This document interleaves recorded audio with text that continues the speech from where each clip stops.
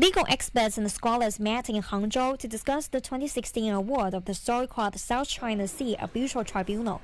Addressing those gathered, an official from China's Foreign Affairs Ministry condemned the decision as undermining the international rule of law. Tribunal in the South China Sea arbitration exceeded its jurisdiction, abused and expanded its power, and infringed on China's interests and rights, rendering the awards illegal and invalid from beginning.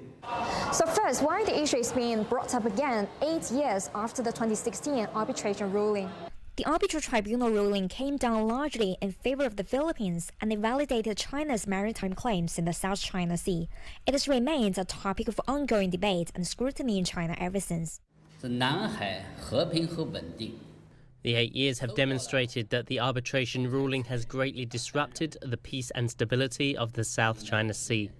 Provocative actions against China in the South China Sea, such as joint patrols, law enforcement activities by the Coast Guard, and military exercises are all endorsed by the arbitration ruling.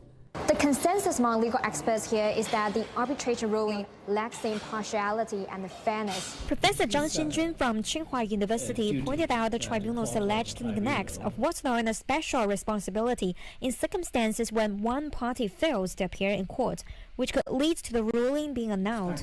The tribunal would pay, I would say, not special responsibility anyway. Professor Huang Yichang from Sun Yat-sen University criticized the ruling from an evidentiary standpoint, highlighting what she sees as disregard for contemporary evidence in favor of outdated historical sources. She also questioned the tribunal's reliance on Japanese evidence.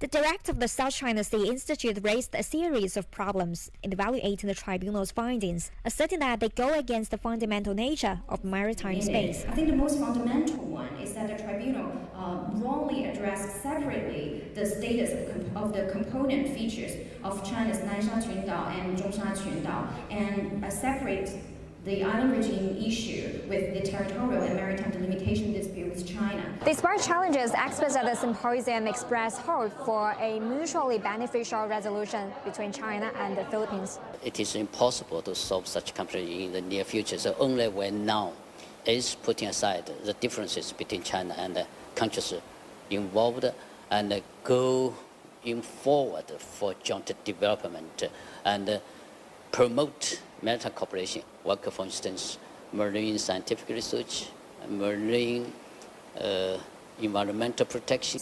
We still need to go back to the right track and to sit down and talk about what the disputes really are, to find out the solutions by ourselves, face to face. It is being reported that the Philippines may plan to initiate new legal actions against China over contested areas in the South China Sea, and China maintains that negotiation and consultation are the best paths to resolving maritime disputes between the two countries. Huang Yichang, CGTN, Zhejiang Province.